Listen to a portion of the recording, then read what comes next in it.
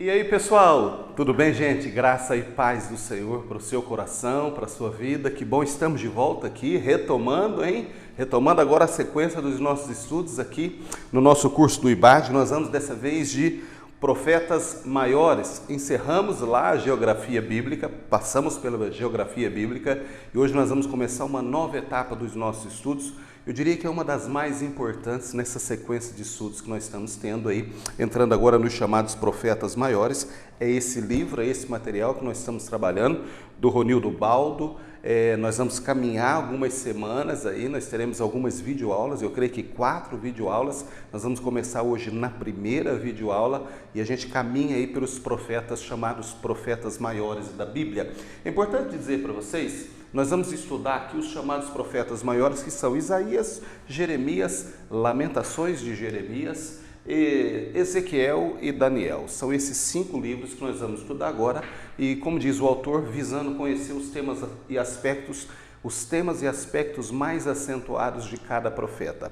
Agora é importante dizer para vocês que às vezes as pessoas criam uma confusão e uma dúvida, e por que chamaram de profetas maiores? Por que será que esses profetas aqui, Jeremias, Isaías, Ezequiel, foram os profetas mais importantes? Então, são profetas maiores no sentido de relevância, de importância, porque os outros são chamados de profetas menores porque eles não foram tão importantes assim.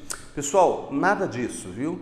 Não é nada disso. Eles são chamados de profetas maiores dado ao volume, ao conteúdo da sua obra, então, ou das obras deles, Profetas maiores porque o texto, o conteúdo literário que eles produziram são maior do que aqueles outros profetas que nós estudaremos daqui a pouco, que são os profetas menores. Então não tem nada a ver aí com escala de importância, com escala de relevância, não foram mais profetas do que os outros, não foram mais ungidos do que os outros, não. Eles simplesmente geraram, mais conteúdo literário. O livro ou os livros são maiores em quantidade de capítulos, em quantidade de registros, do que os chamados profetas menores. É só por isso. Então, definindo já isso, maiores é porque o conteúdo literário é maior, não é maior de importância e nem maior em relevância.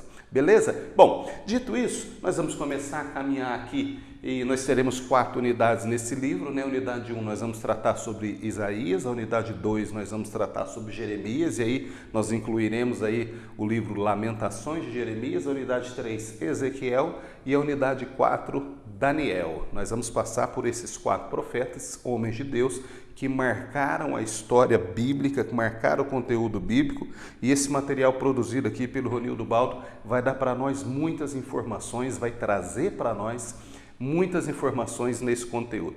Quero mais uma vez agradecer a todos vocês que nós estamos juntos aqui, ao pessoal do IBAD aqui, do Polo Barretos, pessoal aqui da Liberty, que nós estamos juntos, que está comigo aqui nessa jornada, nessa empreitada do curso médio em teologia. Deus abençoe você. Aqueles queridos irmãos, amigos que estão nos acompanhando aí em vários lugares, nós temos notícia de que muitas pessoas têm acompanhado as nossas videoaulas e nós ficamos muito felizes com isso. Agradeço a Deus pela sua vida, por você estar também caminhando conosco e aproveitando esse conteúdo que nós estamos gerando para o Polo Barretos para servir de subsídio para você. Esse é o nosso desejo, essa é a nossa visão de reino, que esse material possa proporcionar para você também um conteúdo, uma diretriz, nessa caminhada de estudar junto com esse material do IBAD. Então Deus abençoe você, irmãos do Nordeste, de outras partes do Brasil, do Sul, aqui do Centro-Oeste, próximos a nós aqui no interior de São Paulo e outros que estão aí Brasil afora e até fora do Brasil. Deus abençoe a sua vida. Minha oração é para que isso possa gerar para você firmeza espiritual, esse material que nós produzimos aqui, essas aulas que nós produzimos, possa gerar para você conhecimento, firmeza material, cultura teológica e te ajudar aí na sua caminhada com Deus. Beleza, gente? Dito isso, antes da gente retomar aqui, importante lembrar aqueles que ainda não se inscreveram, que se inscreva no nosso canal, se inscreva, daí a pouco você vai ver aí abaixozinho, vai aparecer aí um linkzinho para que você possa se inscrever. Se inscreva no nosso canal. Se você gostar das nossas videoaulas, dá um like, dá um joinha aí, para que esses vídeos possam alcançar mais relevâncias e cada vez mais atingir mais pessoas em outros lugares. ok? Beleza? Vamos lá, gente? Caminhando então, vamos seguir aqui. Vamos começar pela unidade 1, estudando o livro de Isaías, o profeta no palácio. É sobre isso que nós vamos tratar, é sobre esse homem que nós vamos falar. A unidade 1 vai trazer para nós 5 capítulos, como normalmente acontece ou aconteceram nas outras unidades também. Capítulo 1 nós vamos falar especificamente sobre o profeta Isaías. Capítulo 2, a vinha de Yahvé. Capítulo 3, as nações como instrumento de Deus. Capítulo 4, o castigo dos instrumentos de Deus, né? Referindo aí às nações que num primeiro momento Deus usou para poder afligir Israel e Judá. Depois Deus vai tratar também com essas nações. E o capítulo 5, a promessa, o Messias e o milênio. Eu acredito que nós vamos conseguir dividir essa aula de hoje em 3 etapas, em 3 videozinhos. O primeiro vídeo nós vamos tratar aqui do capítulo 1. No segundo vídeo eu acho que nós conseguimos fazer aí o capítulo 2 e o capítulo 3 juntos num único vídeo. E o terceiro vídeo nós vamos tratar aí do capítulo 4 e capítulo 5. Eu também acho que a gente consegue juntar num único vídeo, então a gente deve ter 3 vídeos tratando dessa aula, não mais do que 58, 57 minutos, eu acho que é suficiente. Eu espero que isso seja suficiente para que você possa caminhar e para que a gente possa seguir juntos nesse livro dessa vez agora, dos profetas maiores. Seguindo aqui, eu fiz aquele resumão que vocês já conhecem, eu já estou acostumado a fazer para vocês todas as vezes que nós introduzimos o estudo de um livro novo, todas as vezes que nós começamos um livro novo, eu apresento esse resumo para vocês aqui, que trata da autoria, a ocasião e a data em que foi escrito, o tema e o propósito. Como nós estamos introduzindo o livro de Isaías, nós vamos estudar nesse momento agora, ou nessa unidade, o livro de Isaías. Eu já quis aqui de cara trazer para vocês algumas informações que eu acho que é importante do livro de Isaías. O autor é o próprio Isaías. Existe uma corrente teológica muito minoritária, muito pequena, que questiona essa autoria de Isaías, mas ela é tão pequena que ela não é nem relevante, ela não é nem considerada. Na verdade, o consenso teológico geral, a corrente dominante, é de que Isaías realmente é o autor do livro que vai com o nome dele, com o livro de Isaías, com o nome de Isaías. Esse livro foi escrito por volta de 740, entre 740 e 680 a.C., né, 8 séculos, aí, um pouco menos de 8 séculos antes de Cristo. O tema do livro de Isaías é juízo, porque a mensagem do profeta trata de juízo, né, repreensão, advertência, correção, mas é também salvação, porque Isaías vai tratar da salvação, né? Salvação de Israel, é ele que vai falar do Messias. Nós vamos falar um pouco mais para frente sobre esse tema, né? Que ele é o profeta que aborda mais esse tema do Messias. Mas o tema então vem de juízo e salvação, e o propósito é confrontar a própria nação de Israel e outras nações com a palavra do Senhor. Então o profeta vem e dá no meio, né, da nação de Israel, das outras nações, ou seja, ele traz uma palavra do Senhor e também profetizar a esperança à geração futura de exilados e mostrar que Deus enviaria o Messias davídico, ou seja, da linhagem de Davi nasceria o Messias como nasceu, né? Jesus, o chamado filho de Davi. Então Isaías vem trazer essa mensagem central do livro de Isaías, é confrontar a nação de Israel, a nação de Judá com a palavra de Deus, a palavra de advertência, né? A palavra de repreensão. Alguns castigos foram profetizados e efetivamente aconteceram, não só a nação de Israel e Judá, que tinha se dividido, né, em 2 reinos. Nós estudamos sobre isso no momento aí atrás, o reino do norte e o reino do sul, mas também as outras nações daquele momento, a Síria, a Assíria, a Babilônia, o Egito, a Arábia, os povos árabes. Então, Isaías é o portador, é o profeta que vai trazer essa mensagem, essa palavra de Deus de forma muito contundente, de forma muito forte, muito dura, a essas nações que cercavam, que estavam no entorno ali desse momento da história, né, das nações que estavam no confronto com Israel, inclusive Deus usando, né, para poder assolar, para poder afligir a própria nação de Israel e Judá. Importante dizer que profeta, gente, é uma palavra que vem do grego, que significa aquele que fala por alguém, né?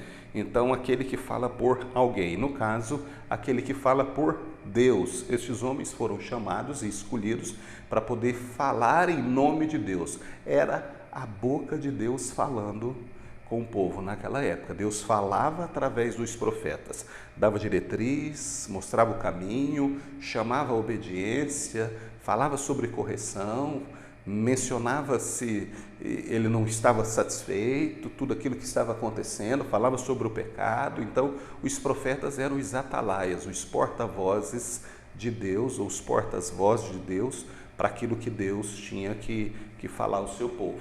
Esse resumo geral aqui traz para nós essa introdução ao livro de Isaías.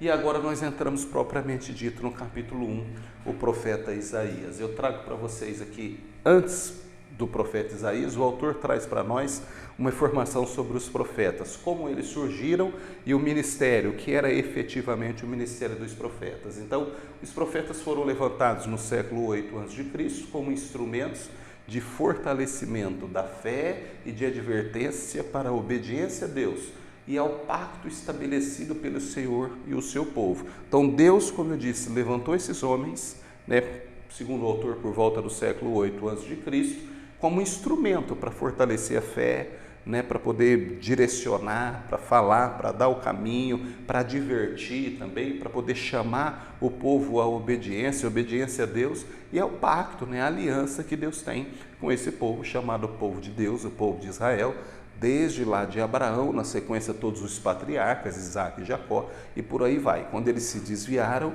os profetas vinham para poder trazer a mensagem de Deus e trazer de novo Israel para o trilho, para o caminho que Deus tinha determinado para eles. Então eles surgiram assim.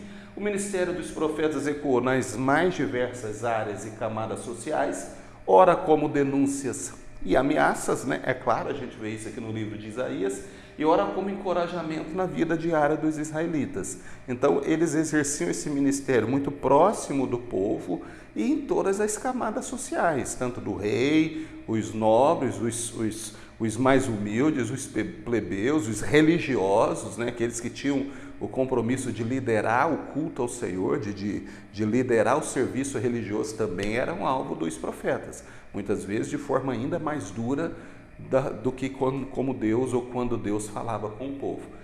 Dito isso, nós entramos agora especificamente em Isaías. Capítulo 1, a gente vai tratar aqui dos fatos mais relevantes e dos fatos mais importantes do livro de Isaías.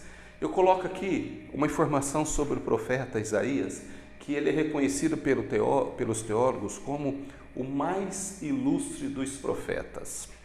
Olha só, Isaías é chamado algumas vezes de o profeta da corte, ou o profeta real. Ele teve uma informação e uma formação muito diferente dos outros profetas. A Bíblia diz que ele era filho de Amós, que acredita-se que esse Amós era primo do rei Uzias, que governava, que estava à frente da nação de Judá no tempo de Isaías. De elevada cultura intelectual, foi o profeta que mais profetizou sobre o Messias, também chamado de profeta messiânico. Esse título ele recebe exatamente porque ele é o profeta que mais menciona, que mais profetizou sobre a chegada, sobre a vinda do Messias. Então, Isaías começa a sua história. Lá no capítulo 1 de Isaías, ele já começa a narrar para nós fatos e acontecimentos políticos e sociais que acontecia no reino de Judá, através da gestão do rei Uzias. Então a gente percebe pela narrativa dele que ele era um homem culto, ele tinha informações que só poderiam ter quem participava da corte, quem realmente estava muito próximo do poder, no caso, o poder do rei. Então ele vem trazer para nós informações de uma realidade de quem vivia muito próximo das decisões, ele estava próximo do palácio. Por isso que ele é chamado profeta da corte,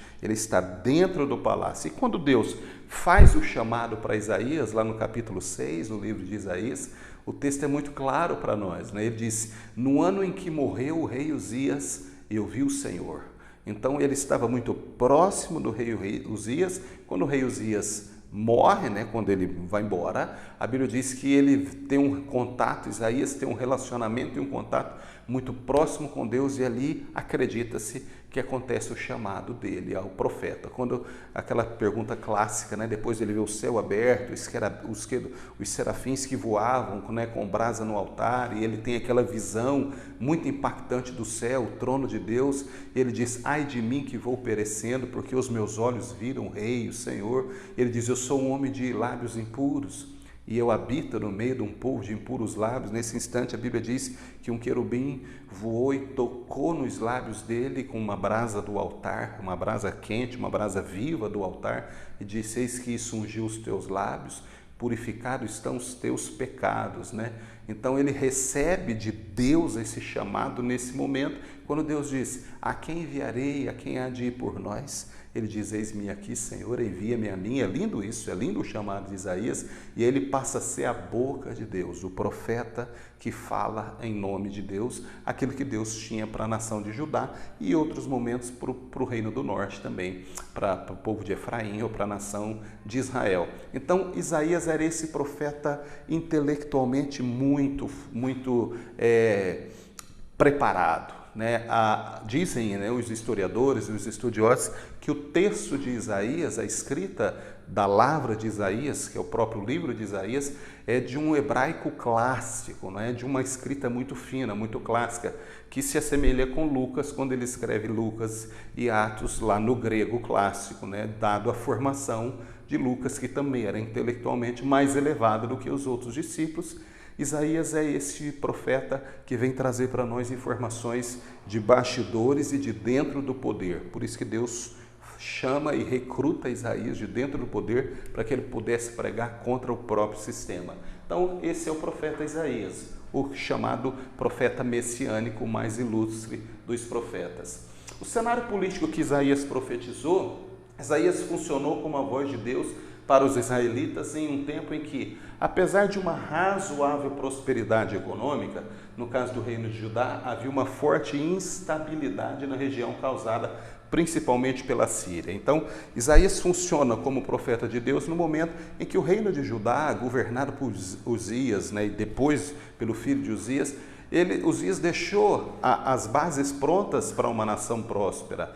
A nação de Judá era razoavelmente bem sucedida e estava razoavelmente preparada do ponto de vista econômico, mas também ele estava ali com o inimigo à porta, né? A Síria era o grande calcanhar de Aquiles, a grande preocupação daquela nação que ameaçava em todo tempo invadir, né, subjugar, tomar. Então Isaías vai falar exatamente nesse cenário político e econômico da nação de Judá.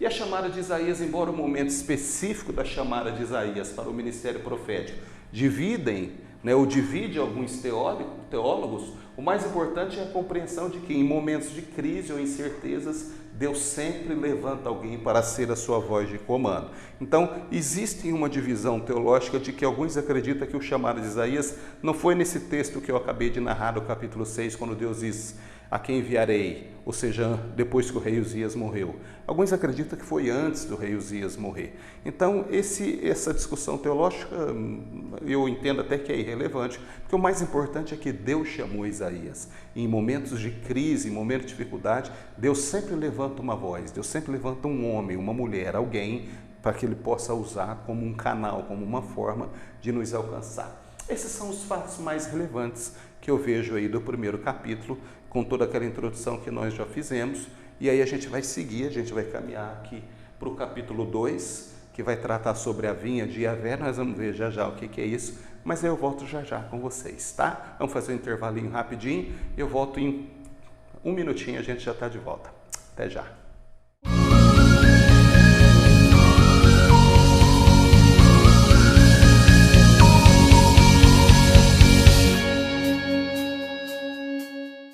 E aí, gente, beleza? De volta? Seguindo? Vamos seguir aqui na nossa trajetória. Agora nós vamos no capítulo 2, nós vamos tratar desse capítulo. E o autor traz um título curioso para nós, né? Ele traz o título do capítulo 2, A Vinha de Yavé. Nós vamos nesse vídeo agora, nessa aula, nós vamos tentar falar sobre o capítulo 2 e o 3, porque o tema dos dois é muito próximo, né? Então é um tema muito similar. A gente vai tentar concluir o capítulo 2 e o capítulo 3 nessa aula agora e falar um pouquinho sobre a vinha de Yavé. Mas antes de entrar nesse assunto da vinha de Yavé, Eu quis trazer para vocês aqui, eu não encontrei isso no livro, né? O autor ele não traz essa informação com mais detalhe, mas eu achei que seria importante dizer para vocês, né, o que é Yahvé, qual o significado de Yahvé, por que ele colocou esse nome, a vinha de Yahvé aqui. Então, para quem não sabe, antes de mais nada, Yahvé é considerado o nome próprio de Deus. O nome próprio do Senhor é chamado de Yahvé, ou seja, o nome do próprio Deus.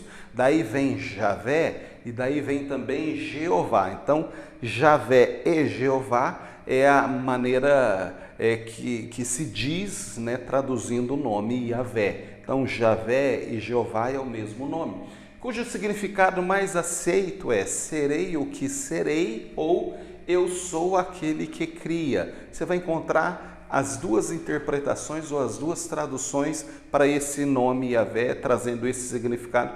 O que não é literal, é o mais aceito, é o mais próximo, porque esse nome, na verdade, é representado pelo tetragrama, pelas 4 consoantes, que é o Y, o H, o W e o H. Então, no texto original, esse nome é representado pelo tetragrama hebraico, né? Vocês sabem, e eu acredito que o alfabeto hebraico ele tem 22 letras, são 22 consoantes, todo o alfabeto, e o nome de Deus é escrito através dessas 4 letras que nós chamamos de tetragrama, mas que na tradução, né, Yahvé, Javé ou Jeová, vai nos trazer esse significado. Importante dizer que esse nome, né, Yahvé ou Javé ou Jeová, ele é considerado o nome sagrado, o nome próprio de Deus, e ele não é mencionado pelos judeus. Os judeus, quando estão lendo a Torá, né, ou os textos do Velho Testamento, a Bíblia hebraica, e a hora que chega no nome de Deus, eles não mencionam o nome de Deus e eles trocam Yahvé por Adonai. Adonai significa o Senhor. Então, ao invés de eles mencionarem e proferirem a palavra Yahvé, eles dizem Adonai, porque eles acham que é falta de respeito, é falta de reverência pronunciar o nome de Deus da maneira como ele é, ou seja, o nome próprio de Deus, chamado Yahvé. O autor vem trazer para nós o título A Vinha de Yahvé. Na verdade, esse texto faz parte de uma parábola que nós encontramos no livro de Isaías. Está lá no capítulo 5, versículo 1 ao versículo 7 de Isaías, nós vamos encontrar a chamada parábola da vinha. Então é uma metáfora, uma linguagem na forma de metáfora, em que o profeta escreve esse texto do capítulo 5, versículo 1 e o versículo 7, para tratar de Israel. Essa parábola, Deus manifesta a sua insatisfação contra Israel e Judá, que estavam corrompidas pelo pecado em todas as suas camadas sociais. Então, Deus vai falar pelo profeta que ele, Deus, é o vinhateiro e a nação de Israel, o povo de Judá, eles são a vinha cuidada por esse vinhateiro. Então, Deus ali naqueles versículos, no capítulo 5 e os versos 1 a 7, Deus como vinhateiro, ele vai trazer para nós as informações de que ele cuidou da terra, ele cuidou dessa vinha como um vinhateiro experiente, como um vinhateiro preparado, ele cultivou a vinha na melhor terra, ele preparou a terra, ele arou, ele adubou, ele fez tudo aquilo que ele podia fazer para que a vinha pudesse florescer e dar uva e dar frutos, de acordo com a expectativa desse vinhateiro, frutos bons, né, que pudesse produzir em muita quantidade, bons frutos. Então ele compara a nação de Israel a essa vinha, por isso que é uma parábola, é uma figura de linguagem, é um texto que traz uma ilustração. Israel é a vinha e Deus é o vinhateiro. E ali nesse texto, o profeta vai mencionar a insatisfação, a decepção de Deus com o povo de Israel, com os israelitas, né? Tanto representado por Judá, quanto pela tribo do norte, a tribo o reino de Israel, que tinha lá as 10 tribos. Então Deus traz nesse texto a insatisfação dele. E é muito interessante porque o Senhor vai falar aqui de uma forma muito dura, ou seja, que os frutos que eram esperados, né, quando se planta uma vinha, espera que se produz uva, e que essa uva produza o fruto esperado dela, né? A quantidade esperada. Então Deus fala que ao invés de uva produziu abrolhos, né? Espinheiros, que não era nada daquilo que o vinhateiro esperava, que no caso seria Deus. Então ele começa a tratar ali e aí a falar uma sentença de condenação para essa vinha. Ele diz: nunca mais vai chover sobre essa vinha, nunca mais eu vou cuidar os muros de proteção que eu criei em volta para que as pessoas, as pragas, né, que pudesse arrancar, corromper a vinha, eu vou deixar que eles caem, que eles se percam. Então não vai ter mais proteção, não vai ter mais chuva, não vai ter mais o meu cuidado. Eu fui um vinhateiro zeloso e a vinha não correspondeu. Então Deus está tratando, né, numa sentença com Israel. E a razão disso, gente, é porque o pecado permeou todas as camadas sociais de Israel. Nós encontramos no texto de Isaías, de forma muito clara, na sequência, né, aí no capítulo 6, 7, 8, e aí tem um texto interessante que diz os ais, né? O profeta está dizendo: ai daqueles que elaboram leis injustas, e são os ais, né, que nós conhecemos na Bíblia, no livro do profeta Isaías, porque o pecado ele alcança e chega a proporções estratosféricas, né? Ou seja, Deus vai entrar com o juízo por conta do pecado. No espaço político, tanto os poderes executivo, legislativo e judiciário, Deus fala muito forte com eles. Então, por exemplo, no executivo ele fala: ai dos príncipes, daqueles que governam para si mesmo. É interessante que, se você ler esses capítulos de Isaías, e eu aconselho que você leia, você vai ver o quanto isso é atual, principalmente para nós, nesse momento em que nós estamos vivendo aqui. Crise nos poderes constituídos de uma nação. Nós sabemos que os poderes são o legislativo, executivo e judiciário. O legislativo faz lei, o executivo executa, administra e o judiciário julga. Lá naquela época do profeta Isaías, Deus faz uma reclamação forte contra esses poderes. Ele diz que o legislativo fazia leis para favorecer eles mesmos.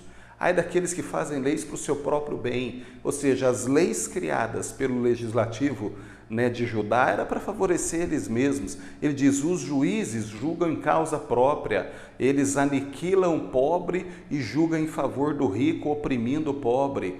O executivo, os príncipes que deveriam governar para o povo e administrar para o povo, acumulam riquezas para si e governam para si mesmo. É muito próximo, não é não, de tudo aquilo que nós estamos vendo e vivendo. Então vejam vocês que isso foi alvo, né, da repreensão de Deus. Nós estamos falando aí de quase 3.000 anos atrás, 2.700 anos atrás. Então Deus já entrou com providência naqueles que lideravam a nação através do profeta Isaías. Mas não foram só os poderes constituídos, executivo, legislativo e judiciário. Nós temos notícia no livro de Isaías porque Deus reclama também o poder corrompido pelos religiosos, ou seja, os sacerdotes, aqueles que tinham o papel de orientar, de conduzir, de levar o povo a Deus, ao conhecimento de Deus, também estavam corrompidos e perdidos. Eles estavam envolvidos com o poder do rei, eles estavam dentro do palácio, eles participavam das decisões da corte em favor deles próprios, contra os interesses do povo e contra os princípios de Deus. De novo, uma semelhança muito grande com o momento que nós vivemos no Brasil. Não só os poderes da nação estão corrompidos, como nós estamos vendo aí, assistindo, não é? A chamada casta religiosa ou a nata religiosa envolvida com todas essas coisas que nós temos notícia aí, com política suja, com política pesada, pessoas que se declaram religiosos, evangélicos, cristãos, envolvidos com roubalheira, com corrupção e com tantas outras coisas. Deus fala contra isso. Ele usa Isaías para falar de forma muito pesada contra esses religiosos, contra a liderança religiosa que tinha o papel de encaminhar e de direcionar o povo a Deus. E aí também o profeta fala muito forte contra a sociedade, contra o povo em si, que só fazia pecar, levantava de manhã e ia até a noite pecando continuamente, não tinha mais temor de Deus, não tinha mais nenhum sentimento com relação ao pecado, aquilo banalizou e tudo aquilo que eles faziam com um propósito, sabendo que estava pecando e seguiam pecando. Então Deus levanta Isaías para poder falar e trazer para nós essa metáfora, essa parábola da vinha para dizer, Deus é o vinhateiro, Ele cuidou da vinha, Ele fez o que deveria fazer, Ele plantou numa terra fértil, Ele preparou o solo, Ele fechou com muros, Ele mandou a chuva no tempo certo, Ele podou, Ele cuidou, esperando que desse a safra de uva da melhor qualidade, no fim não veio nada disso. A decepção de Deus com a nação é isso que Isaías traz para nós, nessa metáfora da parábola da vinha. Isso encerra o capítulo 2. E aí, no capítulo 3, nós vamos ver aqui as nações como instrumento de Deus. Então, voltando, Deus trata da vinha, Deus fala que Israel é uma vinha que não vingou, que não deu certo, não se produziu o que se esperava que produziria, e por conta disso, o Senhor vai entrar com juízo. Ou seja, o propósito de Deus aí não é castigar por castigar. O propósito de Deus, quando Ele fala na parábola, eu vou deixar de mandar chuva, eu vou tirar o muro de proteção, Deus está dizendo, eu vou entrar com juízo contra vocês, para que vocês reconheçam que vocês estão fora do propósito, fora do caminho, fora da direção, e eu vou encontrar uma maneira de trazer vocês para mim de novo. Então, o castigo, a repreensão de Deus é para reinserir a nação de Judá no contexto que Deus tinha para ela. Muitas vezes é assim que Deus faz. Deus permite muitas coisas na nossa vida para que a gente seja reinserido no propósito de Deus, para que a gente volte a trilhar os caminhos que Deus tem para nós. A nação estava distante, afastou de Deus, estava completamente distante do Senhor. E aí Deus disse, eu vou usar de todas as formas para poder trazer vocês de volta para mim. Enquanto vocês não se arrependerem, enquanto vocês continuarem nessa vida, ou seja, uma vinha que não produz uva, uma vinha que produz abrolhos, espinhos e coisas que não se espera de uma vinha, eu vou buscar formas e maneiras para reinserir vocês nesse contexto. E aí, dessa forma, Deus vai usar as nações para oprimir Judá. As nações que estavam ali na circunvizinhança passaram a ser instrumentos de Deus, na forma com que Deus as usava para poder trazer de novo Judá, Israel, para o contexto que Deus tinha para eles. Ok? Eu vou fazer uma pausinha aqui, ao invés de eu falar do 2 e do 3, eu vou falar do 3 e do 4 juntos, porque vai fazer mais sentido. Nós encerramos aqui com essa metáfora da vinha, eu acho que é isso que o autor quer trazer para nós, né? Deus compara Israel com essa vinha e ele é o vinhateiro, ele tira a proteção, ele tira o muro, ele não manda mais chuva, chuva na Bíblia significa bênçãos, não é? Prosperidade, provisão. Deus diz, eu vou recolher tudo isso, eu vou recolher as minhas mãos e vou permitir que os inimigos históricos, as nações que estão aí na vizinhança de vocês, possam fazer de vocês que vocês olhem para mim de novo, possam fazer com que vocês voltem-se para mim de novo. Então eu volto aqui já já para falar do capítulo 3 e do capítulo 4. Até já.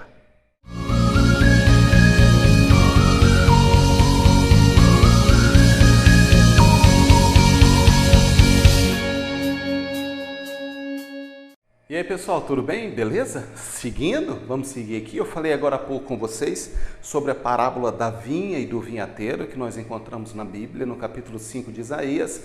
E é a partir daí, Deus vai começar a tratar a nação de Israel, a nação de Judá. Judá e Israel eram os dois reinos do sul e reino do norte. Nós já estudamos isso lá nos livros históricos, eu sei que vocês entendem o que eu estou dizendo aqui. Isaías profetiza aqui no reino do sul e Judá, mas algumas vezes ele fala também contra o reino do norte. Bom, a partir do momento que Deus olha para esse povo e diz para eles, vocês foi uma decepção, e vocês foram uma decepção por conta do pecado que vocês deixaram entrar, e vocês não me amam, eu fiz tudo para vocês, e vocês não me amam, eu vou entrar com juízo agora. Então Deus vai usar uma ferramenta ou um instrumento que vai alcançar esse povo, e que é exatamente as nações que estavam ali na circunvizinhança de Israel e de Judá, para que eles pudessem ser alvo desse povo, ou dessas nações, no sentido de voltar-se para Deus. É importante dizer que o autor diz o texto aqui, o castigo de Judá e Israel, mas é importante a gente pensar que o castigo, né, se a gente pode usar essa palavra, é mais fácil da gente entender, o castigo de Deus contra Judá e contra Israel,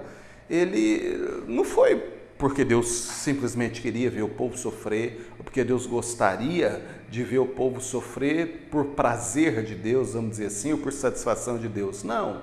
O propósito, né, desse juízo que Deus mandou sobre eles foi pedagógico, foi ensinar algumas coisas para eles. Ou seja, eles estavam trilhando o caminho, eles distanciaram completamente dos caminhos de Deus, adorando outros deuses, né, se relacionando com outros deuses, virando as costas para Deus, corrupção, pecado, né, idolatria, adorando ídolos, né, subjugando o povo. Então, Deus tinha um caminho definido de bênção, de prosperidade, para que eles pudessem seguir adiante como uma nação forte, poderosa. Eles primeiro se dividiram, teve a cisão, né, do reino do norte, reino do sul, e a Bíblia diz que os reis que governaram o reino do norte, nenhum deles se voltaram para Deus. Nós estudamos isso lá nos livros históricos. O reino do sul, um ou outro se voltou para Deus, mas a maioria deles também não, levando a nação a pecar, levando a nação a adorar outros deuses, a fazer alianças com povos pagãos que não tinham nenhum tipo de vínculo e nem compromisso com Deus. Então, toda essa sequência catastrófica, toda essa sequência de ações fez com que Deus entrasse em juízo, e o profeta foi usado para profetizar isso. E aí Deus vai usar agora outras nações de forma pedagógica, ou seja, o propósito de Deus, ao fim e ao cabo, é trazer o povo de Israel, o povo de Judá, de volta para o caminho, reinseri-los no caminho, no propósito. E Deus vai fazer o que precisa ser feito.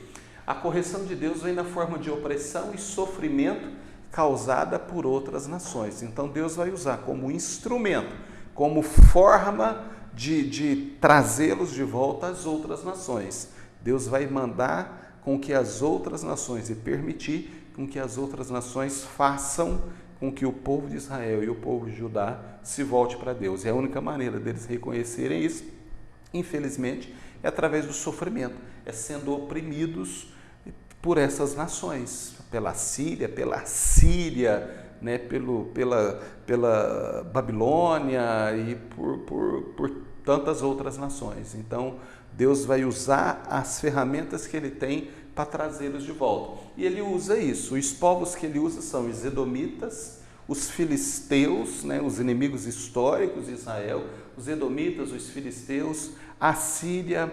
Aí contra o reino do sul Ele usa o próprio Efraim, ou seja, o reino do norte, né? Quando o autor menciona para nós Efraim, ele está se referindo ao reino do norte, que vai algumas vezes travar batalha contra o reino do sul, Israel contra Judá.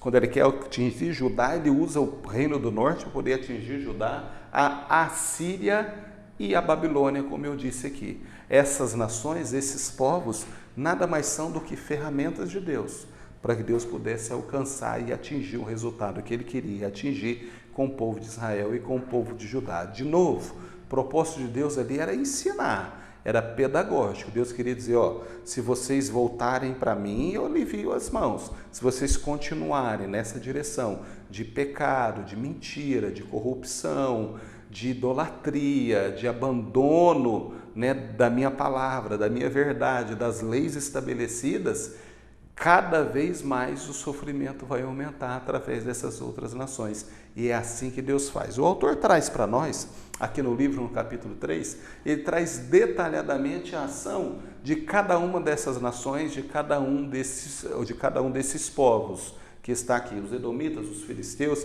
e essas nações. Eu acho que não é o caso da gente entrar aqui especificamente de que forma cada uma dessas ações ou cada um desses povos foram instrumentos de Deus para poder alcançar aquilo que Deus queria contra Judá e contra Israel. Pode ler depois aqui. O mais importante, o que eu queria que vocês fixassem é que Deus lançou mão de ferramentas. Deus lançou mão dessas nações, desses povos, como um instrumento dele, instrumento para poder oprimir, de opressão contra Judá e contra Israel, com o propósito deles se voltarem para Deus. Então, de novo, era pedagógico. O propósito de Deus era trazê-los de volta, não era simplesmente fazê-los sofrer por sofrer. Eles não entendiam outra linguagem, eles não entendiam outra maneira. Era essa forma que Deus tinha para poder trazê-los de volta. E assim foi sucessivamente acontecendo. O capítulo 4 vai falar para nós que esses mesmos povos, edomitas, filisteus, Síria, o próprio Reino do Norte, a Síria e a Babilônia, esses mesmos povos também foram alvos do castigo de Deus. O autor diz, o castigo dos instrumentos de Deus. Instrumentos de Deus são esses povos que nós acabamos de mencionar aqui. Então, esses mesmos povos, essas mesmas nações, também não estavam sendo usados por Deus porque elas eram santas, eram nações corretas, de procedimento, adoravam a Deus, obedeciam a Deus. Não, Deus usou aqueles povos como forma de opressão para trazer Judá e Israel de volta. Mas depois Deus trouxe a sentença para esses povos. É isso que nós encontramos na Bíblia. O profeta Isaías, ele profetiza tanto contra Judá e contra Israel, mas ele também profetiza contra essas nações. Eu disse ali, Isaías profetizou também mensagens de castigo e de queda para as outras nações, inimigas de Israel e inimigas de Judá. Então o profeta também vai trazer a sentença de Deus para essas nações, ou seja, depois que Deus usa como ferramenta, como instrumento para subjugar, e em muitos momentos eles foram até mais além, eles foram até mais adiante, né, do que aquilo que Deus estava propondo, aquilo que Deus queria. Eles foram, isso para eles não foi nenhum esforço. Quando nós estudamos aqui a Assíria, quando nós estudamos algumas nações aqui, a gente viu quanto esses impérios, eles eram truculentos, eles eram violentos, e eles eram tiranos no trato. A gente estudou aqui e viu, por exemplo, que a Assíria degolava os inimigos, furava os olhos daqueles inimigos que eles conquistavam, das terras que eles conquistavam, botava fogo em tudo. Então eram pessoas más, eram homens maus mesmo, de índole má. Deus permitiu que esse povo fosse contra Judá e Israel, porque Deus tinha um propósito, atraí-los de volta. Mas depois chegou o momento de Deus tratar com eles. É isso que nós vimos aqui. Então a Babilônia, a Assíria, Filístia, Moabe, Síria, Etiópia, Egito, Edom, Arábia e a Fenícia, né? A Fenícia é representada por duas cidades-reinos, né? Tiro e Sidom. Deus veio com juízo também contra essas nações. Então não foi só Judá e Israel. Não, Deus tratou geral. Deus tratou com todo mundo. E o profeta Isaías foi o profeta que profetizou o fim desses reinos, o fim desses impérios. Entre outros profetas, Isaías também foi um profeta que profetizou o fim desses reinos, o fim desses impérios, porque Deus tratou com juízo. Deus é justo. O propósito de Deus era usá-los como instrumento para atingir Judá e Israel. Pá! Deus usou Judá e Israel. A gente lembra que a Síria, por exemplo, foi a responsável por levar o Reino do Norte, exterminar o Reino do Norte. O Reino do Norte foi exterminado pela Síria. A Síria levou, a Assíria levou cativo o Reino do Norte e nunca mais o Reino do Norte se estabeleceu. Isso foi em 722 a.C., nós já estudamos isso aqui. E depois, Babilônia foi responsável por invadir Judá. Eles, o reino da Babilônia, que levou em 3 incursões, lembra? Nós estudamos isso, fizeram 3 incursões em Judá, e aí levou os nobres, os mais inteligentes. Foi dessa leva que foi Daniel, né? Ananias, Misael e Azarias, os 4 amigos de Daniel, e entre outros, o profeta Ezequiel, e entre outros, foi levado para a Babilônia. Então Deus os usou como ferramenta, como instrumento, mas depois tratou eles também. Tanto que acabou o Império Babilônico, acabou o Império Assírio, acabou o Império Sírio, acabou o Egito, acabou a Etiópia. Esse povo tudo, todos eles foram tratados por Deus com juízo, porque Deus é justo. Então Deus não pouparia eles simplesmente por ter usado-os como instrumento. Eles foram ferramenta, porque Deus, na verdade, gente, Deus comanda esse tabuleiro do mundo, não é? É Ele quem comanda esse tabuleiro de xadrez que existe no mundo. Tudo está debaixo do controle e da gestão de Deus. Ele usa quem quer, Ele faz como quer, Ele alcança quem quer. Deus queria tratar com Judá e Israel, Deus tentou com amor, Deus mandou o profeta, Deus falava, o profeta advertia, o profeta pregava, o profeta chamava o povo ao arrependimento. Isaías falava, voltem-se para Deus, Deus tem cuidado de vocês, Deus tem trabalhado como vinhateiro, Deus tem tratado de vocês como uma vinha, com carinho, com cuidado. e eles cada vez mais se distanciavam. Deus disse, ok, eu vou entrar com juízo, e aí usa essas nações para isso.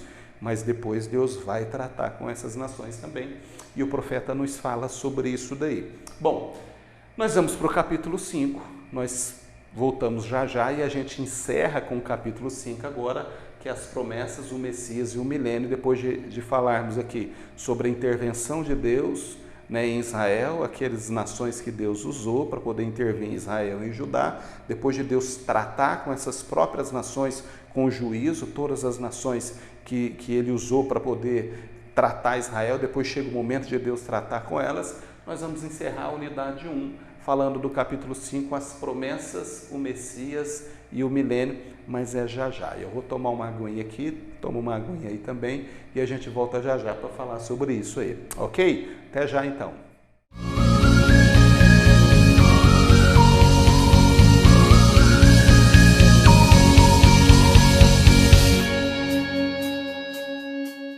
E aí, pessoal, tudo bem, gente? Seguindo aqui, vamos terminar essa unidade 1? Bom, nós estamos aqui nos profetas maiores e com esse capítulo nós encerramos a unidade 1. Nós vamos tratar agora sobre a parte das promessas, o Messias e o milênio, que o profeta Isaías fala muito sobre isso daí. Olha só, ele é chamado, gente, de o profeta messiânico porque ele foi o profeta usado por Deus que mais profetizou sobre a vinda do Messias, o Redentor de Israel. Messias, vocês sabem que é uma palavra que significa o ungido, né? Aquele que em Deus ungiu, daí vem Cristo, né? O homem que Deus ungiu para poder fazer a redenção do povo. Messias é o Redentor, ungido por Deus para redimir o povo. Então Isaías é o profeta que mais vai falar sobre a vinda do Messias para a nação de Israel. E é interessante porque ele profetiza do Messias, ele fala sobre o Messias, e os judeus ainda hoje têm uma dificuldade de compreender esse Messias que Isaías profetiza. Se a gente pensar no capítulo 53, do livro do profeta Isaías, quando ele diz lá, quem deu crédito à nossa pregação, a quem se manifestou o braço do Senhor, no versículo 2 ele diz, porque foi subindo como renovo de uma terra seca, raiz de uma terra seca, não tinha parecer e nem formosura, e olhando nós para ele, nenhuma beleza vimos para que o desejasse, mas verdadeiramente ele tomou sobre si as nossas dores e tal, e aí vai. Mas esse momento quando ele diz, ele não tinha parecer e nem formosura, e olhando nós para ele, nenhuma beleza vimos como para que o desejássemos, né? Raiz de uma terra seca, não era o Messias que os judeus queriam. Não era o Messias esperado pelos judeus, eles esperavam e esperam o Messias vir de uma forma como rei. Afinal de contas, o Messias é da linhagem de Davi, do grande rei Davi. Então, Isaías é o profeta messiânico que vai tratar desse Messias real, como Jesus era realmente. Por que eles não receberam Jesus? Porque eles achavam que Jesus não poderia ser o Messias, porque o Messias teria que vir com todo o poder, com toda pompa e circunstância, com o séquito real atrás dele. Esse não pode ser o Messias, um homem que a gente olha e despreza, não tem aparência de rei, não tem aparência real, não tem aparência de que detém o poder. Então Isaías traz a transcrição do Messias como Jesus era, ou seja, o Messias enviado por Deus não vem com poder humano, o Messias enviado por Deus não vem acompanhado de uma corte real, ele veio mesmo como um homem sem aparência, sem nenhuma formosura, um homem comum, que mudou a história da humanidade pelas ideias. A proposta de Jesus era tocar os corações. Por isso que muitas vezes ele dizia, o meu reino não é deste mundo. Os judeus esperavam que viesse um Messias para governar aqui, para tirar os judeus debaixo do jugo romano. E aí vem Jesus falando, entregando mensagens, palavras revolucionadoras, a mensagem de Jesus que revolucionou, a mensagem de Jesus que libertou, quando ele diz, e conhecereis a verdade, e a verdade vos libertará, lá de João 8, ele está querendo dizer isso, é a mensagem, a palavra, é o verbo. a vida. Ele diz, o verbo se fez carne, a palavra que transforma, a palavra que liberta a mente. É isso que Jesus veio trazer. Esse é o Messias profetizado por Isaías, lá em Isaías 53 e outros versículos também. Mas os judeus não assimilavam isso e ainda não assimilam isso daí. Por isso eles esperam o Messias até hoje. É impossível aquele homem, o carpinteiro de Nazaré, o homem que nasceu de uma mulher, filho de José, o homem que viveu numa cidade desprezível como era Nazaré, que andava com pessoas mais desqualificadas ainda, não é possível que aquele era o Messias. Mas sim, ele foi o Messias profetizado por esse homem profeta Isaías, porque ele trata do Messias como exatamente ele veio. E mudou e dividiu o mundo em dois, né? Antes dele e depois dele. Então, no capítulo 5, os fatos mais relevantes desse capítulo é as promessas de retorno e consolo. Na primeira parte do livro de Isaías, o enfoque principal são as profecias de condenação e correção. Então, na primeira parte, vai até o capítulo 39, nós vamos ver ao ler, né, o texto de Isaías, e eu aconselho que vocês leiam, é muito importante, viu, gente? Tudo aquilo que nós estamos estudando aqui é importante, o material do autor, do Ronildo Baldo, que é um material que foi feito com esmero, com profundidade, mas lê o texto sagrado, nós estamos estudando a Bíblia, então não tem como estudar a Bíblia sem ler a Bíblia, né? Só no livro e nessas aulas que nós estamos fazendo aqui. Vai para o texto sagrado, você vai ver, do capítulo 1 ao capítulo 39 de Isaías, que é chamada a primeira parte do livro, a mensagem principal do profeta são essas, são mensagens de correção, chamando o povo à responsabilidade, para que se arrependa, para que se volte para Deus. Mas do capítulo 40 em diante, Deus usa o profeta para fazer ao seu povo promessas de restauração e retorno do cativeiro. Então Deus muda o foco, Deus muda o enfoque da mensagem de Isaías, Deus direciona, né, a mensagem dele para uma mensagem de esperança, né? Ou seja, dias melhores virão, vocês serão restaurados, vocês sairão do cativeiro, vão voltar para a terra, eu serei de novo o consolador de vocês. Então nós vemos isso muito claro nessa segunda parte do livro de Isaías, inclusive o capítulo 53, que eu acabei de dizer aqui, quando ele profetiza sobre o Messias e tantos outros capítulos dali por diante, né? Isaías, por exemplo, 43, ele vai falar, é uma promessa poderosa, né? Quando passares pelas águas, estarei contigo, quando pelos rios, eles não te submergirão, quando passares pelo fogo, não te queimarás, e nem a chama arderá em ti. Então o profeta Isaías começa a trazer de Deus uma mensagem de restauração para aquele povo. Primeiro uma mensagem de juízo, primeiro uma mensagem de conscientização, de chamada do povo para o arrependimento, mas depois uma mensagem de restauração. É isso que trata essas promessas e o retorno. E aí depois, outro tema do capítulo que nós estamos falando aqui é propriamente o Messias, como nós já falamos. Isaías foi o profeta que mais profetizou sobre o Messias, por isso ele é chamado de o profeta messiânico. As referências messiânicas de Isaías feitas mais de 700 anos antes de Cristo tem seu maior número entre os capítulos 49 e 66. Então, do capítulo 49 ao capítulo 66 de Isaías, é que ele concentra a maior parte das suas profecias para tratar do Messias, o chamado profeta messiânico. Ele trata como ninguém, nenhum outro autor, nenhum outro profeta do Velho Testamento aborda tanto o tema do Messias quanto o profeta Isaías. Ele fala com profundidade, ele dá características, ele fala onde nasceria, ele fala exatamente tudo aquilo que o profeta, tudo aquilo que o Messias faria e de onde ele viria e como ele viria. Então Isaías é o grande profeta messiânico. Interessante que ele fala de Jesus, ele fala, né, do Cristo, né, que é a tradução do grego de Messias para o grego, Cristo, que significa ungido também. Então ele fala do Cristo 700 anos antes, 7 séculos antes, Isaías já estava profetizando a vinda, a chegada, como ele nasceria, de onde ele viria e como ele agiria. O profeta Isaías, sem dúvida, é o grande nome, né, que trata do Messias na Bíblia. Concluindo, Isaías também vai profetizar sobre o reino milenar e a sua glória entre os capítulos 49 e 66. Como eu disse, além de várias referências ao Messias, nós encontramos ali outro tema muito importante, o reino milenar de Cristo.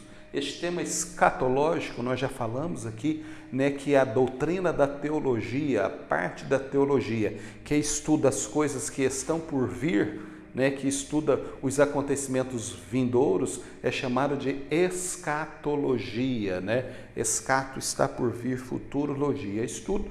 Então, Isaías vai abordar, vai trazer para nós assuntos não só relativos ao Messias, que ele já veio, Jesus nasceu, né, há 2000 e poucos anos atrás de Maria, todos nós sabemos disso, nasceu, viveu, morreu, ressuscitou e subiu aos céus e nos resgatou e nos trouxe para ele. Mas Isaías vai tratar também sobre a questão do reino milenar, que é um assunto escatológico. Nós vamos em algum momento estudar com mais profundidade esse assunto da escatologia dentro desse estudo nosso aqui da teologia. Esse tema escatológico trata do período em que Cristo reinará juntamente com a sua igreja. Então eu só estou passando por ele, porque Isaías menciona, mas nós não vamos nos aprofundar hoje nesse assunto do reino milenar de Cristo. Vai ter um momento que nós vamos estudar isso aqui dentro do nosso estudo, quando a gente for tratar aqui do Apocalipse. O livro do Apocalipse é o livro que trata das coisas futuras, é o livro mais escatológico da Bíblia, aliás, ele é totalmente escatológico, ele trata de coisas que vão acontecer, inclusive desse reino milenar de Cristo. É quando Cristo se restabelece, aí sim, ele não vem mais como Messias sofredor, ele não vem mais como aquele Messias narrado no capítulo 53 de Isaías, aí sim ele vem para reinar, ele vem para governar, e naqueles que são arminianistas e que defendem a visão de Arminiano, acredita que ele virá depois da grande tribulação, se estabelecerá o reino do milênio, mas esse assunto é um assunto que a gente vai tratar depois, lá na frente, né? Os nossos irmãos calvinistas têm um pensamento diferente dos arminianistas, mas nós não estamos aqui para discutir nem arminiano e nem calvino, apenas para dizer que o profeta Isaías, ele é o profeta que vai profetizar sobre o reino milenar e a sua glória, ou seja, a glória de Cristo aí sim como rei, quando ele volta nas nuvens, junto com a igreja ele estabelece esse reinado milenar, o reinado que Jesus ocupa como rei. Esse assunto, esse tema, foi trazido também pelo profeta Isaías. Ele menciona sobre a vida do Messias, mas também pós esse momento da vida do Messias. É importante dizer que no capítulo 53, quando ele vai profetizar a morte, ele diz: como ovelha muda foi levada ao matadouro. E Jesus foi dessa forma mesmo, como ovelha muda. Mas depois, quando Jesus ressuscita e volta, ele volta como rei e estabelece o seu reino milenial aqui. Bom, dito isso, nós passamos aqui pelos 3 pontos que eu acredito que são os pontos mais importantes do capítulo 5. E aí nós concluímos aqui a unidade 1. Falamos do profeta Isaías. É claro que nos pontos mais importantes, é muito importante que você estude pelo livro do Ronildo Baldo, mas que você também, claro, mantenha a Bíblia do lado, né? Aquela dica que eu estou dando aqui para vocês em todas as nossas aulas aqui. Vocês já estão cansados de me ouvir falando isso, mas eu insisto e continuo falando. A única maneira da gente estudar com profundidade teologia é você seguir, né? Usar o material que nós temos aqui, a proposta do IBAD, mas a Bíblia do lado, um dicionário teológico, se você tiver, é importante que você tenha do lado um atlas, por mais simples que seja, mas um atlas bíblico para que sirva de material de apoio, né, de subsídio para você, oração, né, dedicação à palavra, né, faça o seu devocional, busque de Deus esse entendimento para que a palavra do Senhor possa produzir em você o resultado que só ela pode produzir. É muito bom poder estudar a palavra, é muito bom a gente se aprofundar na palavra de Deus, porque a gente ganha segurança, a gente ganha confiança e a gente aprende mais de Deus. E quando a gente conhece mais alguém, a gente se relaciona mais com essa pessoa, a gente conhece mais essa pessoa, a gente tem mais intimidade, não é assim? Quanto mais a gente conhece, mais intimidade nós temos. Com Deus não é diferente. Quanto mais nós conhecemos Deus, e como é que nós conhecemos Deus? Pela palavra de Deus. A palavra nos revela Deus, nos revela quem Ele é, os atributos, o que Ele faz. Quando nós estudamos os profetas, como nós acabamos de estudar Isaías, a gente vê como Deus age. Aí a gente entende que muitas vezes algumas lutas, provações, dificuldades, situações difíceis que nós passamos na vida, não é porque Deus tirou os olhos de nós, não é porque Deus tem prazer em nos ver sofrer. Não, porque lá no fundo Deus está querendo nos trazer para Ele. É uma correção de rota, é nos inserir de novo no propósito dEle. E a gente passa a conhecer mais a Deus. E quando a gente conhece mais, a gente tem mais intimidade. E quando a gente tem mais intimidade, a gente sabe o que a gente pode esperar dEle. É isso que é o nosso desejo de estudar a palavra, conhecer a Deus, para saber o que a gente pode esperar dEle e como que a gente deve viver para Ele. Ok? Bom, depois a gente volta aqui para a unidade 2, nós vamos estudar a resistência de um homem desprezado. Nós vamos seguir aqui agora, vamos falar de Jeremias, a resistência desse homem, né? Jeremias, conhecido como profeta das lágrimas, né? O profeta chorão, né? Esse homem profundo, esse homem absolutamente fecundo com Deus, que vai nos ensinar muitas coisas nesse relacionamento com Deus. Ok, gente? Concluímos aqui a nossa primeira unidade, a gente volta na semana que vem, para que vocês possam retomar esse estudo agora do livro de Jeremias. Assista essa aula, tire suas dúvidas, a gente volta semana que vem e a gente segue a nossa jornada aqui. Minha oração, para que Deus abençoe você, a sua casa, a sua família, os seus negócios, a sua vida, aonde você estiver, nesse momento onde você estiver, que Deus abençoe você, que Deus prospere o seu caminho, te dê graça, abundância, prazer em aprender a palavra do Senhor. Ok? Abraço, Deus abençoe você, até a próxima semana. Fique com Ele, fique com o Senhor. Deus te abençoe, abraço.